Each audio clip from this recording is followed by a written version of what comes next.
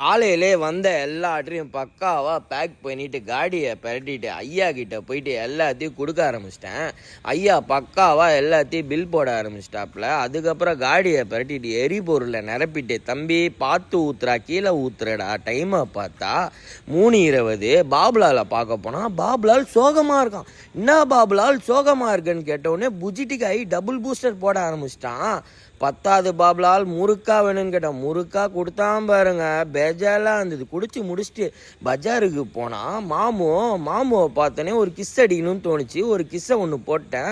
நம்ம பெரிய மாமையும் பார்த்து பேசி முடிச்சு இந்த சைடு வந்தால் என்னடா தம்பின்னு கேட்டால் பெயிண்ட் டப்பாவில் தலையை விட்டேன்னா நம்ம புல்புல் தாரா பாயும் பார்த்துட்டு லைட்டாக ஒரு டான்ஸை ஒன்று போட்டு நமக்கு தேவையான கொரியர் கவர் எல்லாத்தையும் பர்ச்சேஸ் பண்ணிவிட்டு நேராக மச்சாங்கடிக்கு போயிட்டு டபுள் பூஸ்டரில் பரோட்டா ஒன்று வாங்கினேன். முறுக்கா இருந்தது. சால்னா வேற லெவலில் இருக்கும். சாப்பிட்டு முடிச்சுட்டு மச்சான் மனமாக சாப்பிட்டேன், குணமாக கிளம்புறேன்னு டப்பாங்கு காடியை போயிட்டு காலி ஆகிட்டேன்.